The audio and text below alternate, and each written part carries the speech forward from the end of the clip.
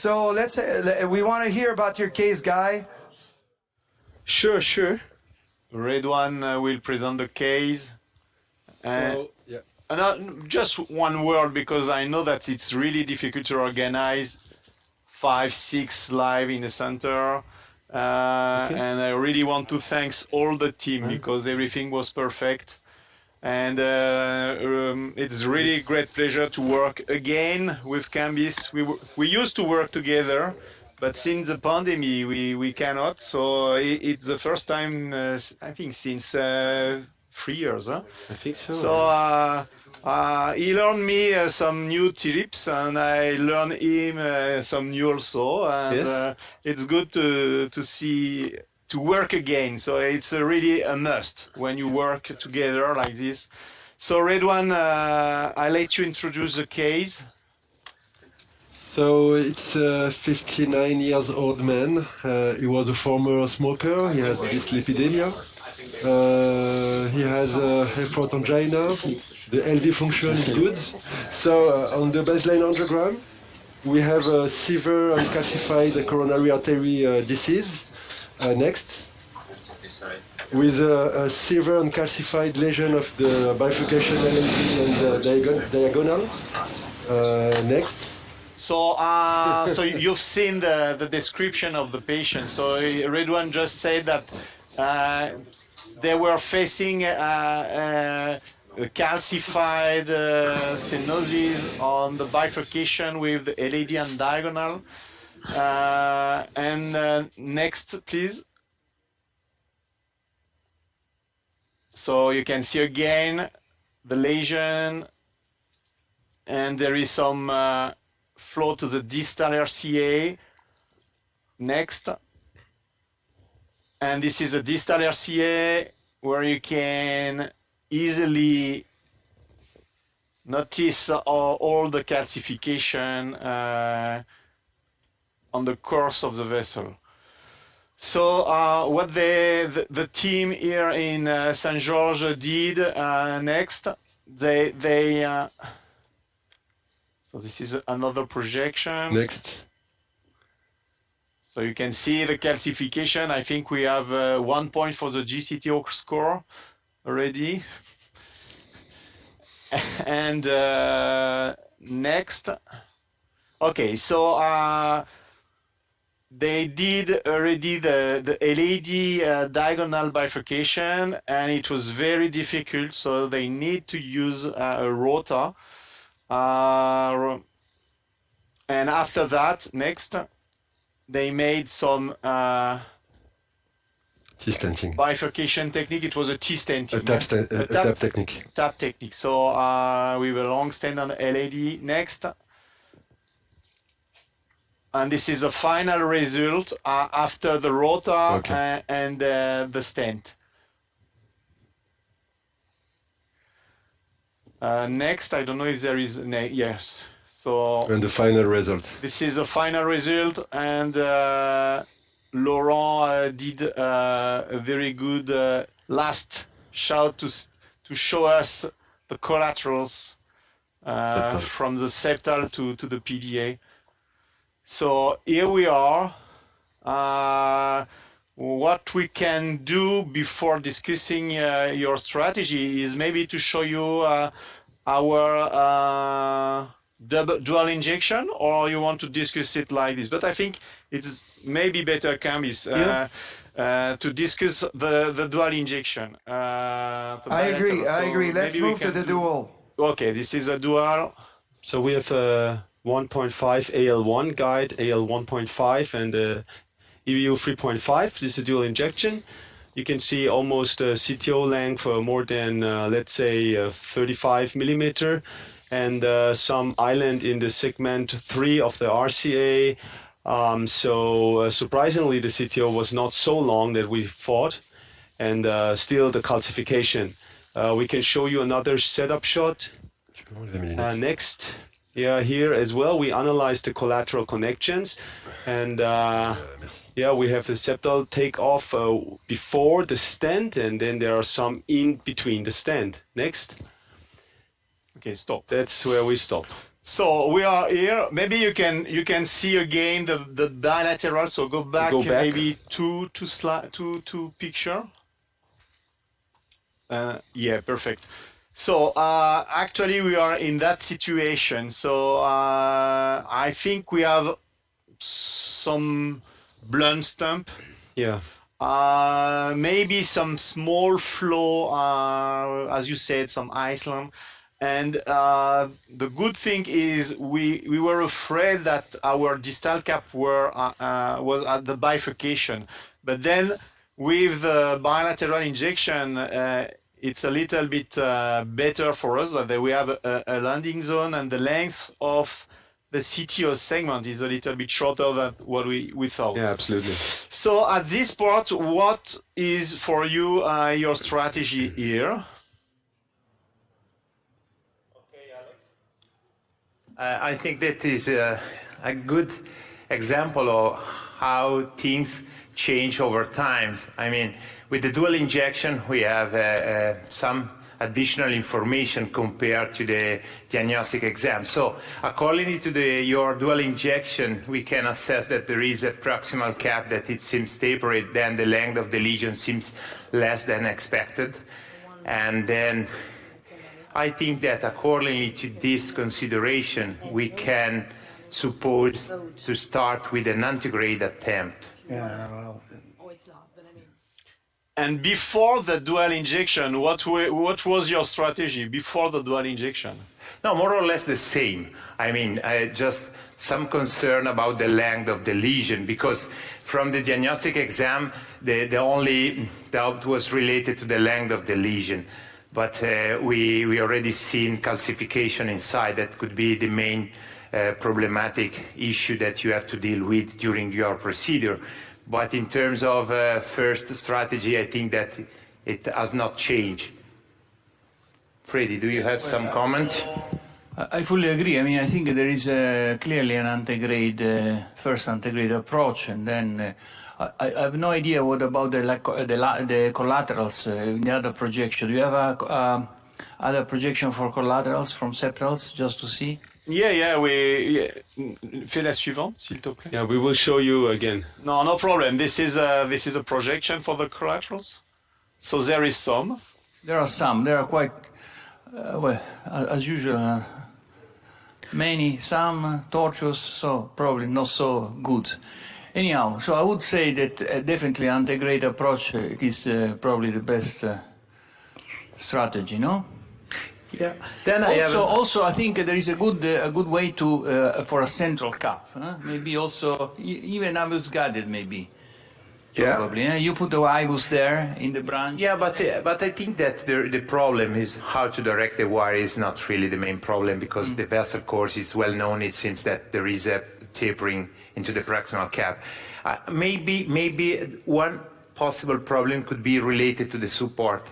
They have a good support provided by the Hamplatz left guide, but if there is this hard calcification, they can evaluate to use this side branch, for example, for an anchoring, or otherwise they can use or advance a trap liner or some guiding catheter extension in order to be ready to deal with some problem of support to cross this calcified lesion. So everything was prepared. So we were ready with Kambis, with the extension of guiding catheter. So it's the one from APT, so it's Expressman, and it was ready in case of we need it. But the question is, okay, for an antegrade attempt, but with which wire? And what next if my wire is unable to cross? Yeah. Well, I guess you got a lot of options here, right? You can do an ADR. You've got a beautiful reentry zone. You've got tons of septals. I mean, I'd be very surprised if nothing would connect. I think it's just a great case. I mean, this is a case where, like, when you're looking at the three options you have an option of wiring, you have an option of retrograde, and you want an option in ADR. Of course, you've got a bit of calcium in your reentry zone, but this case, I would say, in your hands, guys, don't want to set the bar too high, but it's very, very high success rate. Yeah. So in terms of Okay, but the you choice don't of the answer guide to my wires, question. yeah, to Yes, give please. an answer to your question, maybe you can do, or we can evaluate to do a first quick attempt with a soft tapered polymeric guide wire such as Fielder XTA. Maybe you can be lucky and find some microchannel through the calcification reaching the distal true lumen. Otherwise, if it doesn't work, you can switch directly to the catheter. This is the Avran wire escalation. For me, looking at the lesion, I would not start with soft polymeric wire in this case. I would just go straight away with the Gaia second or third. And guys, we're gonna start because I can't see the vessel. I have gonna let a very you work good a idea bit. of the vessel, where the vessel is. I assume that the vessel is very short. We already work. So if you want to, we can go on, but we advance already on the case. Huh? Yeah. So go ahead and us. show us, because I wanted to speak a bit with the people, the attendees. Yeah, go ahead. Okay. So it's not the same thing. Okay. So the point is, we go with an antegrade microcatheter. It's Elong from APT, and we can tell you our the Kambis first choice of guide wire, or you want to discuss it? No, I think there's a lot of polymeric, non-polymeric, hard wire, short wire. Just tell us what you did, guys. At some point, we want to see how you proceed. The point is here, so we already started, sorry for that, but we are a little bit also in, let's say, we have also still another case in the backup, and the guys are already here. So what we used is a Fielder XTR. Very soft wire to do to see if we're able to track the channel. And this was the first wire was just a normal workhorse wire. Here the Fielder XTR came in. I put a double band on it to navigate a little bit proximal cap, and there was resistance in the proximal cap, but I overcame proximal cap. Here I had again resistance, and I was already lucky that I don't have the scenario that I cannot enter the cap with the soft wire. After this, I moved my microcatheter forward, and what you can see is that the Fielder XT, it just jumped also a little bit forward, as you have seen there. So at this point, I navigated my microcatheter a little bit forward, and I did a redirection of the Fielder XTR. We can show the next. Yeah, maybe they can discuss now. Yeah. Okay, we just show you what was our first selected guide wires. Yeah. So if you have some discussion with the room, is as you want. Or we want to. I would rather prefer you show us what you did, because I think we'll hear pretty much everything from hardwire to softwire to XT to Mongo to knuckle to not knuckle. But at some point, So next. Yeah. On a certain point here where you can see the wire goes in a, let's say, you're not sure what is it going. It's going around the plaque or not. So therefore I made an angio to understand better in 2 projections, and I realized that I'm still intraplaque. Yeah, so, well, well, it is at least somewhere, but still in the vessel architecture. So I did a multiple redirection of the Fielder, still only 1 wire, and is going a little bit around the calcification. And you know, if it's so calcified, sometimes the wire is going in strange places, but it's not, I mean, you don't have to dissect, because we did nothing, right, to dissect. So at this point, you know, sometimes it might look like, even if you're intraplaque tracking, it looks like it's taking some ambiguities, but finally the Fielder XT are the softest wire I have at the shelf at the moment, just passed. oh my God, is Thierry Lefebvre in the room? Thierry, Yeah, I did it there for you Terry. go. And also for Achim, because those are pioneers. So of the Thierry's XT lover wire made and it all the way XTR wire. down to the true lumen. Yeah, so you know, Achim Büttner said me the biggest invention in the last 10 years, what he has seen in CTO PCI was this wire, and because the success rate at this time when the wire came up, it just jumped to another dimension. And So now we have the scenario of a very calcified lesion. We have to do plaque preparation. I was happy that the microcatheter could follow. There was a lot of resistance there, but it's an interesting microcatheter. First time that I have it in my hands, and thanks to Alex, he showed me this device works, and I could advance it towards the distal. Yes, and then we just exchanged to an. Just an information about this kind of microcatheter, the technical features. It's coiled or braided. I suppose that it's coiled. Yeah, it is. It is. If you rotate it, it's coiled. It's 2.6 French. What Alex told me, it's 150 centimeter, and it's yeah, it works very good. Good force transmission. But Kambis, so I think sorry to interrupt you, but I think the interesting part of this case is the proximal part of the CTO, where the wire very likely is outside and then is re-entering into the true lumen by the characteristic of his... We will see. We're going to do IVUS and we're going to see. Exactly. So I think it is nice for us to understand how long is the dissection and how long is the re-entry and where is the re-entry. I mean, this is very interesting for us. And we assume that is the first part is in the section, then the re-entering is exactly a little bit farther than the marker of your. So Freddie, tell me, beside the fact that it's interesting, why do you think it is interesting in itself? So why do you think it's interesting to know how long your intraplaque, extraplaque, does it think it affects anything? Would you change anything in your strategy if your wire has gone into the true lumen at this point? Of course, it will change a lot, because of course I will stand up to the part where the wire is re-entering. There is no, even in case I need longer stand, I know that longer stand is not for covering the dissection, but is for covering a plaque.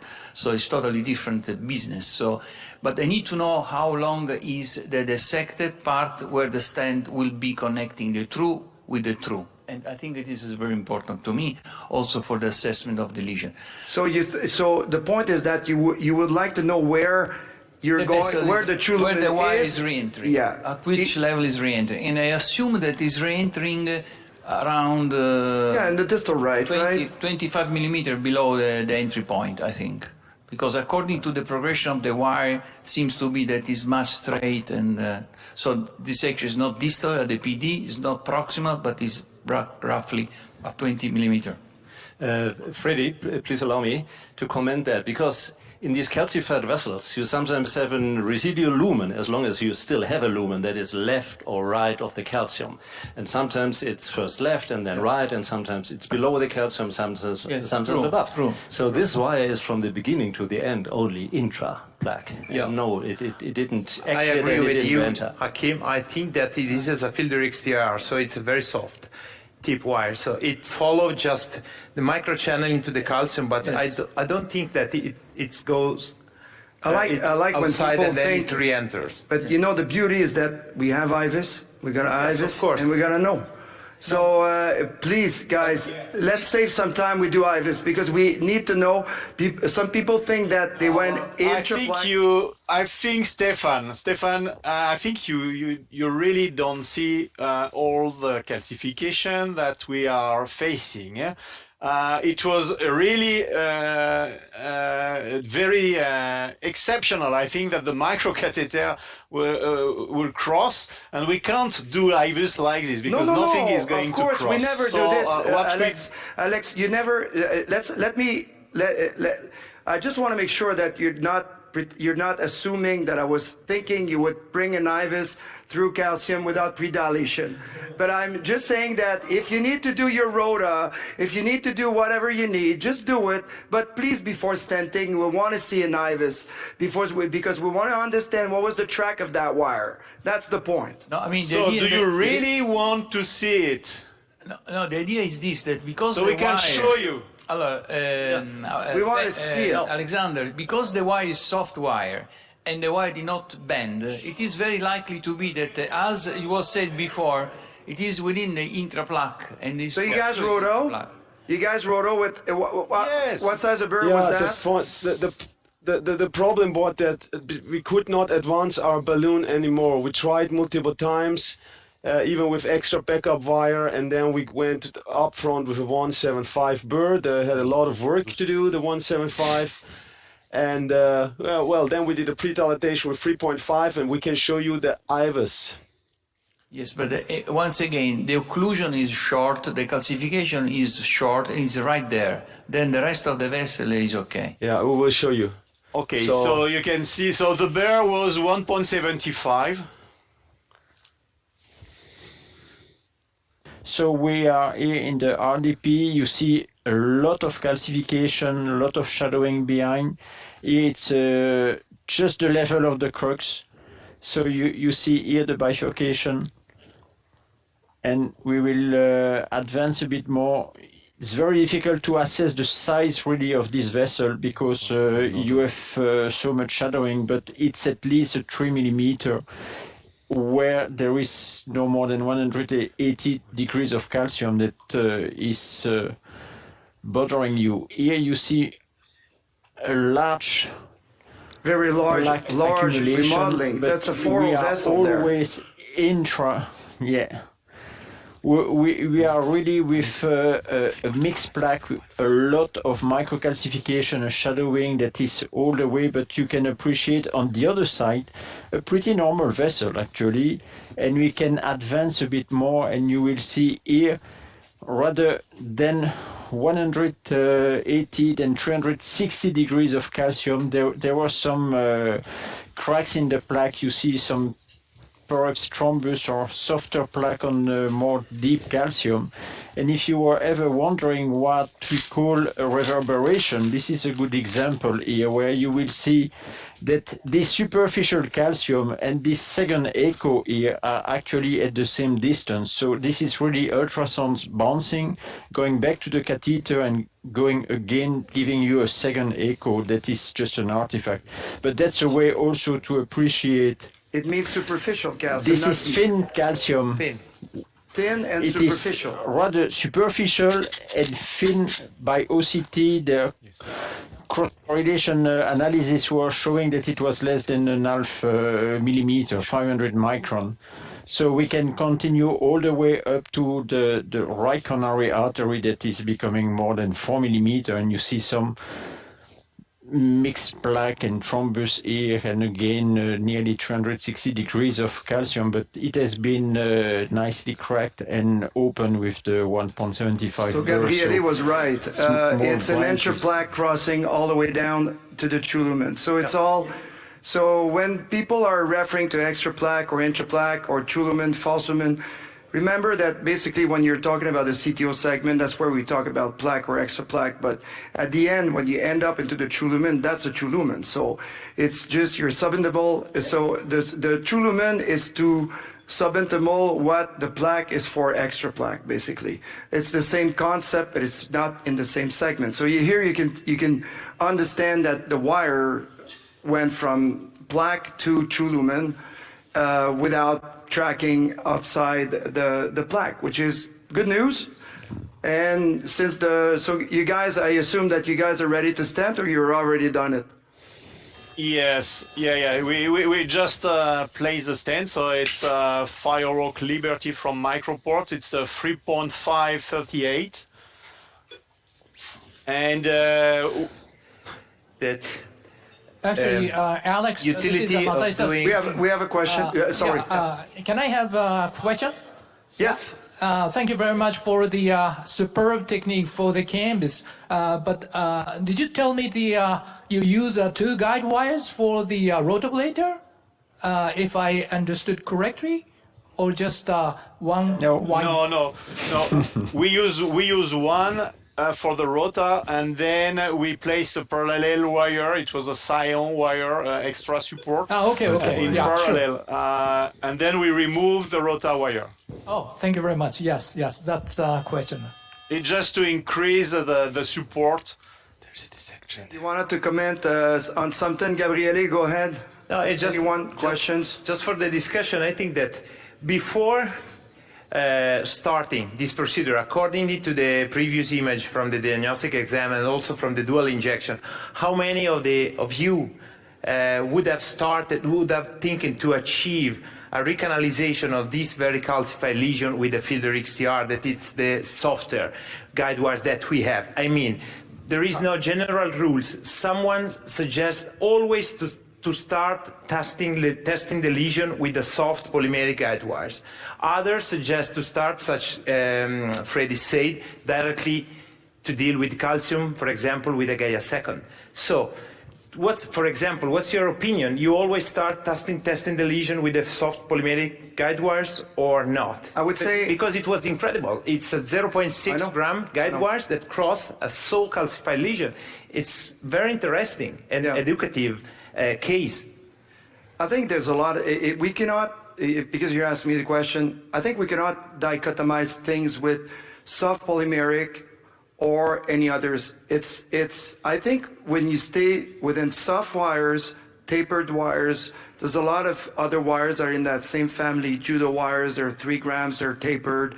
So stuff like that could have made an intraplaque crossing as well. I'm just saying that it's not necessarily a magic of an XT or an XTR here. I think it's the whole thing is, however, when you stick with a very hard wire to start, with the Hornet or anything, then you know you're gonna get somewhere and you may get extra plaque. So if it gets that, I think a softer wire is always better in getting into the plaque than a stiffer wire. You get a chance with a softer wire. It could be, I think the XTR did just a fantastic work here, and in his hands he was drilling a lot the wire, led the wire. So it's not a technique where you try to figure out where you are and redirect. You're basically pulling the wire, you drill and you let the wire go. So this is the technique, and I think it's a great example. I would tell you, I would have never used that wire personally. And I'm honest to God, I would have never used that wire. As you can see, the second stent was unable to cross. So we took a guiding extension, Expressman 7 French, and then Kambis will use the technique with the balloon to advance the extension of guiding catheter. Okay, I think you can dilate. Yeah. 12, 14, 16. You want to change the view? Yeah. Because we are... probably for the... No, for the stenting. Okay. And then we change. Okay. I agree. Sorry. Because we have a lot of radiation. So for those who don't know that technique, it's called inchworming. So it's basically inflating the balloon. Once the balloon is inflating, you push the guide extension catheter at the edge of the balloon, you deflate the balloon and you let that balloon go. It can be any size balloon. I've done it with large balloons, small balloons. It works. And then you have other techniques to bring a guide liner down or a trap liner down. You can use an anchoring balloon, but then it's a more disruptive technique, and it depends if you need to stent proximal or not. So what is your favorite technique, Gabriele, in this situation? No, okay, as you point out, it's if I have a distal disease vessel that I'm supposed to treat, I can use the distal anchoring because I don't carry any risk to create some iatrogenic dissection of the healthy vessel. Otherwise, I can use the inchworming. I mean, you can switch from the one to the other, distal and inchworming, and as you need, for example. Other useful technique is to inflate the balloon half into the guide and half outside. If you have some resistance to advance, maybe related to some calcification or stent struts, you can overcome with this balloon-assisted tracking technique. 16, 18, and then we go with the 3.5. So we place a second stent. As you see, it's a 3.0. 35 Firehawk also, and we have some overlapping with the first one, so it's very important, and we are just in front of the crux. 3.5, and then we do 3.5. So as I translate Kambis' words, he wants a non-compliant 3.5 balloon and then do IVUS again. I think in that situation, IVUS is very important because, as you see, there is a lot of calcification. Somehow it's crack. We have seen that on the IVUS, but it's important to notice if our struts are well expanded because of the calcification. Absolutely. Because we know that it's high risk of restenosis like this. A balloon. Okay. 3.5 Well, a balloon. lot of people here would argue that it's always important, not only in this case, because you want to make sure that this the only thing that's going to stay permanent in that patient, and you owe that to the patient to do it the best job possible. And the data is strongly supporting that you are changing what you're doing by using IVUS. Otherwise, IVUS would be useless. I mean, if everybody would be using IVUS and not doing anything afterwards, because IVUS would be useless, but that's not the case. Everybody's doing something else afterward. So, Alfredo, I know in Italy, you know, there's so many great operators. Roberto gave us a fantastic talk on IVUS-guided CTO PCI. What's the proportion of patients undergoing CTO PCI that will be in which we will be using IVUS, in whom we will be using IVUS? It's not very high, unfortunately. In Europe, it's very low, still very low. The people who are used to do many CTOs, they use probably 50-60% of IVUS in their practice. But according to the general population of CTO, it is probably not high. In our registry, the use of IVUS is about 15% maximum. In retrograde is 15, and antegrade is around 8-9%. In the ER CTO registry? In the Euro CTO registry? In the Euro CTO registry, 15% is the use of retrograde, 15-17% use of retrograde, and 9-10% the antegrade, something like that. So more used in the retrograde approach. But once again, if you see the operators, the one that works with IVUS, they works with IVUS frequently. Those who are not working with IVUS, they never work with IVUS. This is the issue. So it's not representative of the club or the group or the expertise. It's not. It's either you're zero or you're all. But percentage is 15. That's % of operator using a lot, and 85 using almost none, right? Yeah, so that's what you're saying. Yes. Like binomial. The more you become confident with the image, and more you will use in the future. I mean, the problem, in my opinion, is related that some operator does not have enough experience to read the IVUS findings. So they don't use it before because lack of skills in terms of read image provided by IVUS. I'll ask the question here, and I want to see a show of hands. I will not ask who doesn't feel comfortable in reading an IVUS, because nobody will raise the hand. It's better to be asking the reverse, and I will try to read how many didn't raise their hands, okay? Okay. How many feel comfortable using IVUS and reading their IVUS? Just raise your hand. Okay, I'm reading overall at 50%. So there's 50% out of you who are still uncomfortable in reading an IVUS. And that's a to-do. It's something that you can learn as much as you learn to cross a septal or ballooning or whatever. But there is no an IVUS school.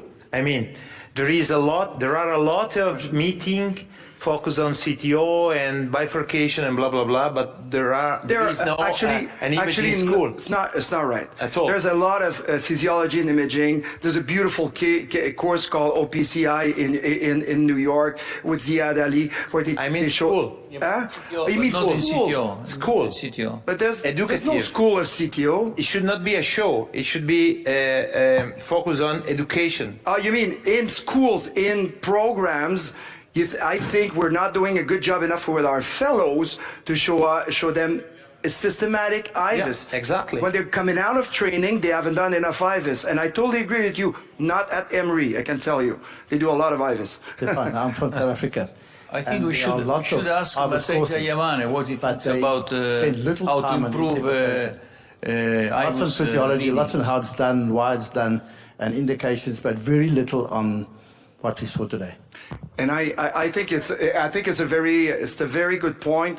Taking the time to interpret, looking, making people understand what they're looking at is as important as, you know, I think the era of showing how we do septal surfing is over. Everybody knows what the hell is septal surfing. But you can see the IVUS? we're in another era. Yes, we can. Okay, perfect. So you Stéphane, saw let's that go. we started in a segment that was not too diseased, and it's important to stand up to a place where you will have less than 50% plaque burden. And we were crossing here the edge where there was also no dissection. That's another point that is important to notice. And then we will go, and it is a bit slow, we agreed, 0.5 millimeter per second. But the most important is to assess the expansion of your stent and expect less expansion when you see so many echoes behind. That's all the calcium that we were crossing. But so far, I must say, it has been more than acceptable. You want to have more than 90% of the distal reference. Of course, in right coronary artery, you don't have tapering. So all the way up to the crux, you should have more or less the same conduit. And you see that in this case, all this is quite well. We were just getting out of the stent here. We have 180 degrees of calcification. We have a good lumen proximally. On lui a fait la stent à la fin. There is some calcium at the edge. Là, j'ai le stent. Yeah, I think the same. So I don't have to So, do anything else. We go most back. important, Also- looking So we at your can do the distal final reference, shot after some nitro. you have here some small hematoma, some mixed plaque, but the reference of your lumen will be here It's Tu fais already faire des done. bêtises, toi. The final shot? around I need a shot. 5 millimeter square.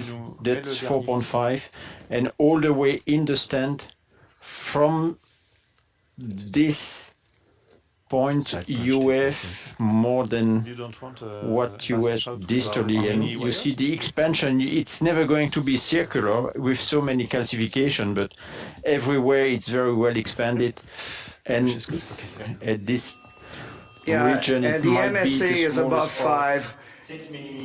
And the MSA overall is about 5 in most of that coronary. It's a fantastic result, both angiographically and by IVUS. Alex and Kambis, congratulations on a beautiful demonstration of.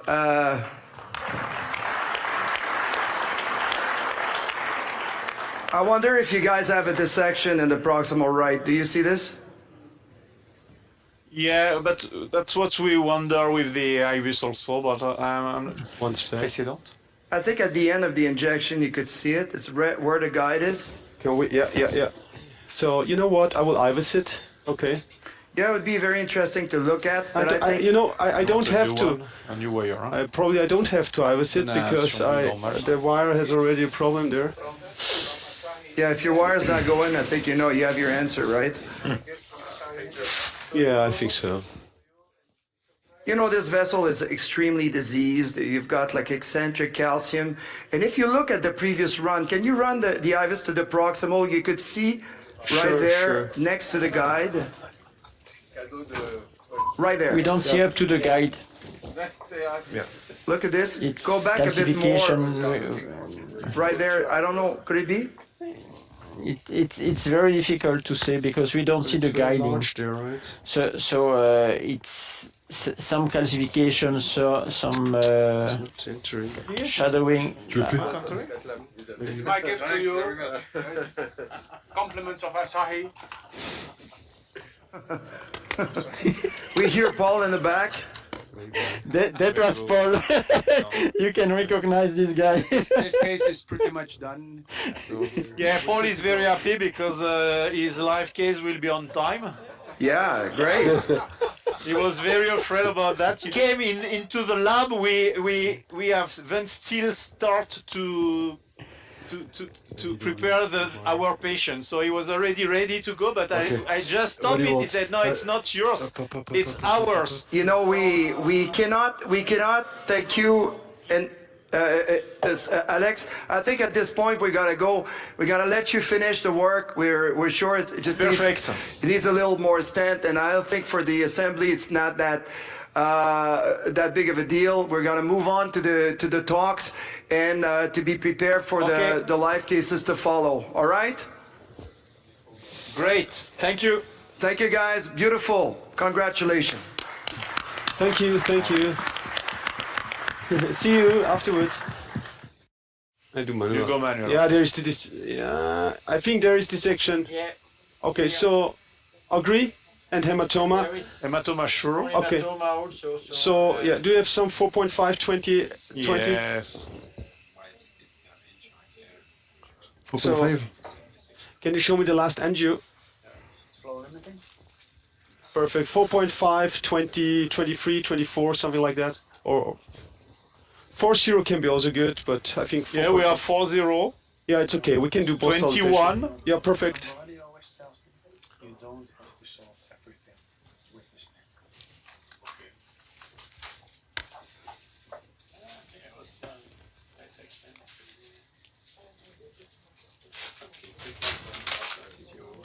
Yeah. Perfecto. It was a good, I mean, even if we passed very fast, it was a good discussion, demonstration, and also to show that sometimes it's worth just to have a try, right? You have to trust. It's not always the wires going like that. Achim understands because he has a lot of experience with that. And Vous n'allez pas faire du tout du jointif. can we go a little bit to caudal for the ostium of the... Parce que là, pour l'instant, on a mis. Probably it's not too. Oh, On a mis probably it's also good like here. 3.035, c'est ça 3.035. Yeah, I know. I can see it very well, the ostium, so it's okay. It's a good view. It's a good view. No, it's a good view, I think. So we make an angio. All right. Okay, go. I think it's good. Yeah. We are not ready. Oh, okay, sorry. Yeah, we're finished. Okay. 16. On se remet un petit coup de. 2000 de Paris, nous ça va? Non, c'est non. 383, 283, Il a bien lenti.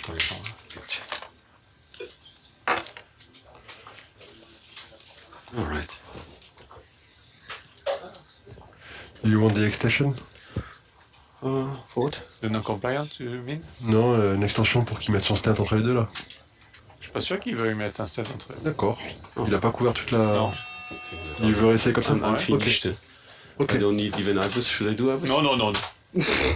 It's the ostium. Break my heart. This fascinado. You have twice IVUS during this live, it's enough. Now you will IVUS for... No, I don't need. No, I don't need. Okay, that's finished. Thank you. Thank you, Alex. Allez, bien joué. Thank you.